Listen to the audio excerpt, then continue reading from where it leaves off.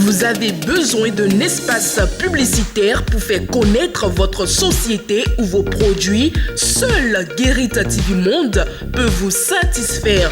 Pour tout renseignement, contactez le 00229 91 19.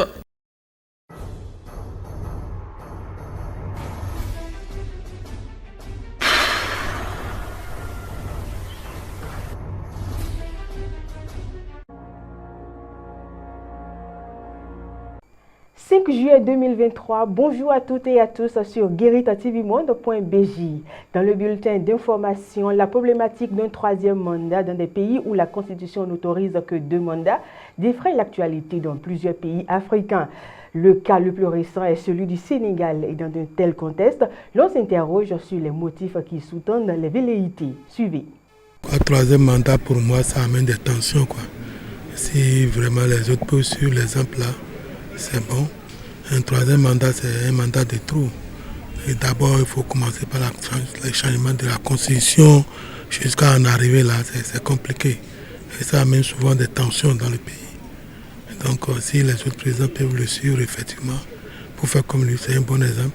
Malheureusement, on constate que les pays africains, dans les pays africains, ils ne respectent pas les décisions, ils n'aiment pas quitter le pouvoir. Oh, c'est dangereux. C'est dangereux.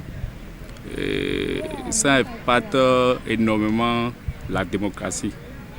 Sur le plan du développement, ça freine le développement parce qu'il y en a les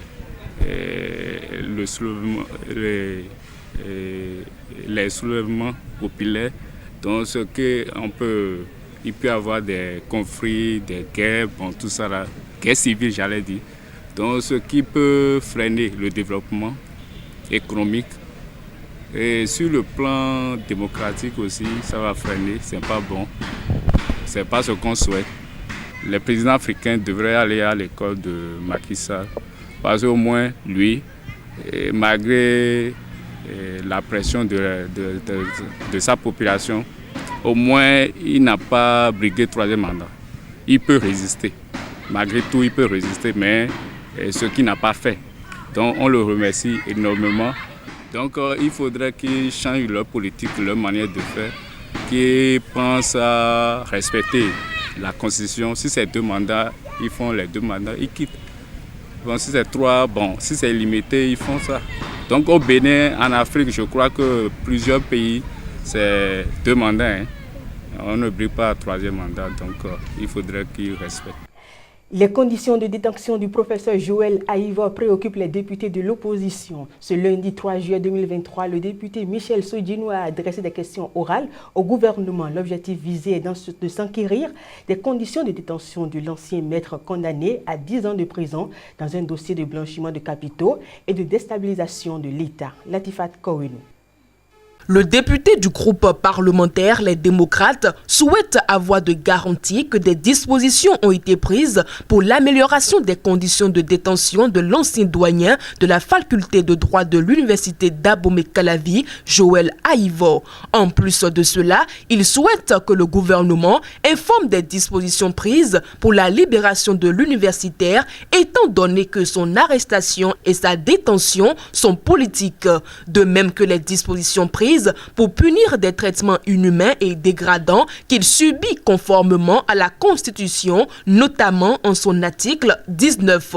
Outre le cas du candidat recalé à l'élection présidentielle d'avril 2021, le député Michel Sodinou se préoccupe des conditions de détention dans les prisons au Bénin, de la gestion de l'effectif des prisonniers et des dispositions prises pour qu'on en finisse avec les détentions provisoires qui durent plusieurs années.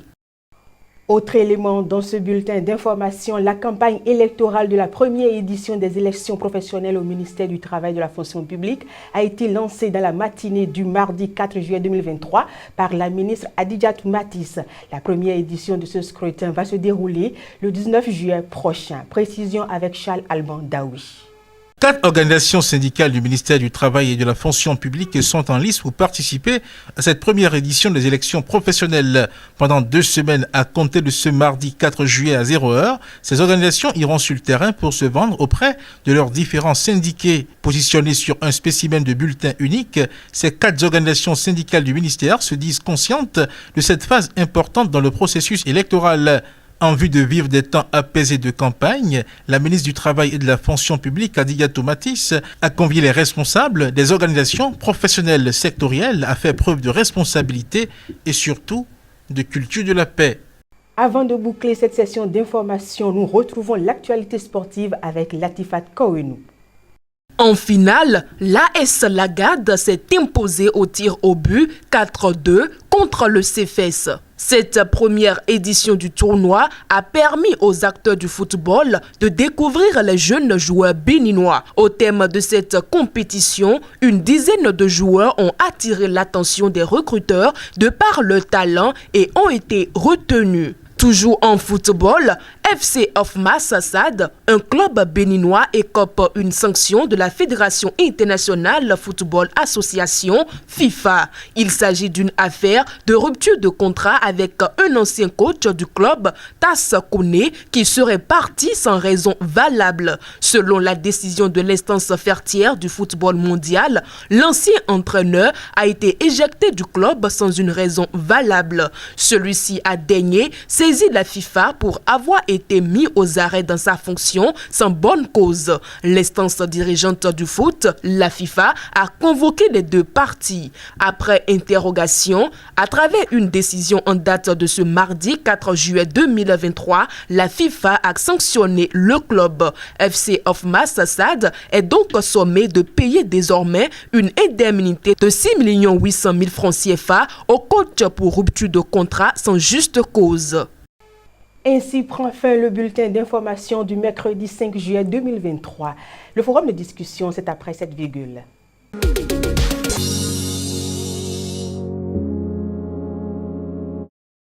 Vous l'avez compris, nous sommes à présent dans le forum de discussion avec Charles Alban Daoui. Charles Alban Daoui, bonjour. Bonjour, Faouzia Siefo.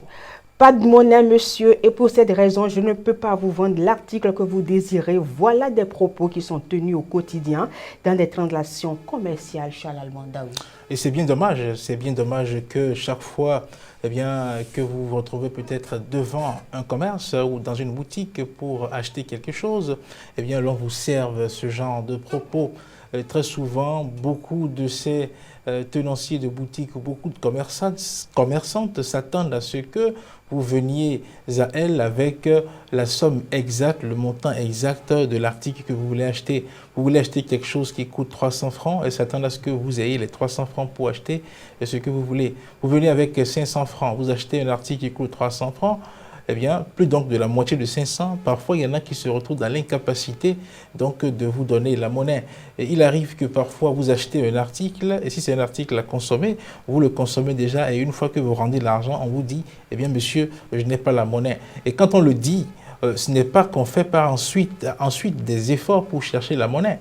On vous dit, il n'y a pas la monnaie et on est là, on vous regarde. Un peu comme pour vous dire, mais vous auriez dû amener la monnaie exacte qu'il faut pour acheter ce que vous voulez. Je pense que c'est une situation qui est quand même désagréable parce que attendre que le client soit celui qui amène la monnaie exacte de ce qu'il veut acheter ou que ce soit le client qui cherche à son tour à faire la monnaie avant de venir acheter quelque chose dans votre commerce. Alors vous avez un commerce pour pouvoir vendre vos articles, pour pouvoir faire donc des recettes. C'est dommage et je pense que cela dénote d'un manque, je dirais, de formation en termes de marketing, en termes de logique commerciale. Et si donc on ne peut pas comprendre que oui, vous vous pointez devant une échoppe, une boutique pour acheter quelque chose, celui qui a sa boutique, il sait que c'est en vendant ses articles qu'il va gagner ses petits sous et vous arrivez et on vous refoule comme ça à cause des questions de monnaie. C'est malheureusement le quotidien de beaucoup de Béninois par ces temps-ci. Charles Alban Daoui, qu'est-ce qui rend si difficile le service de la monnaie dans les transactions commerciales? Oui, ce qui rend si difficile le service de la monnaie, c'est d'abord le manque de volonté des commerçantes.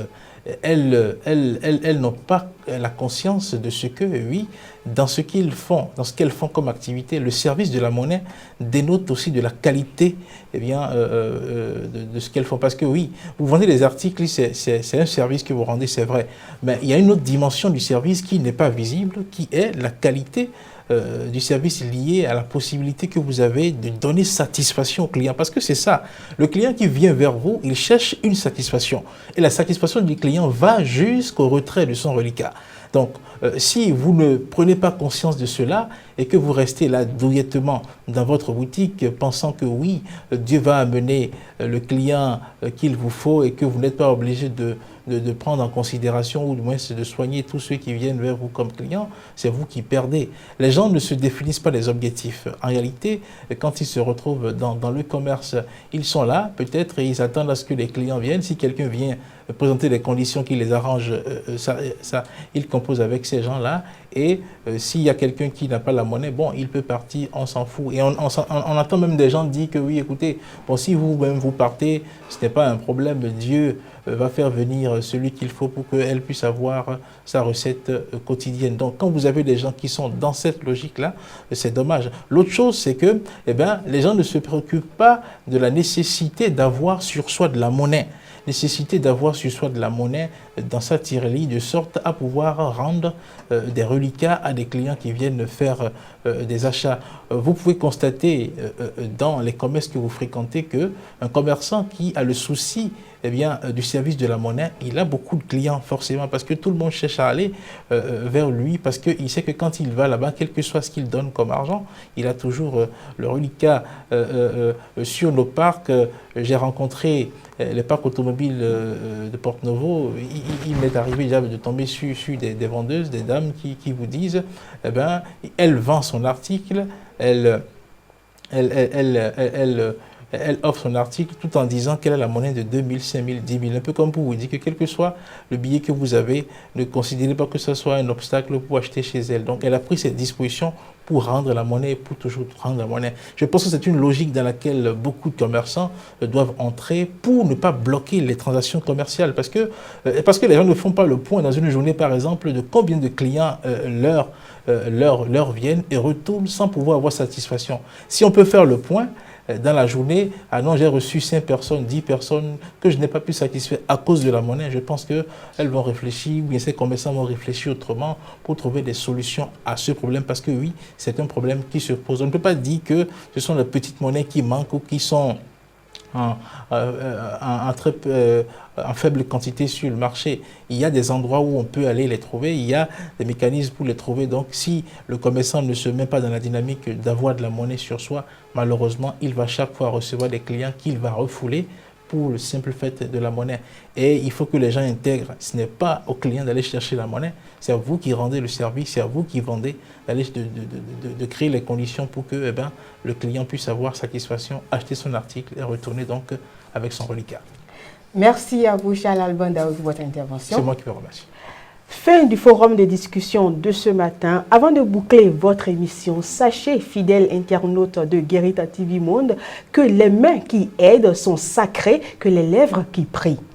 Agréable journée à vous sur guéritatvmonde.bj.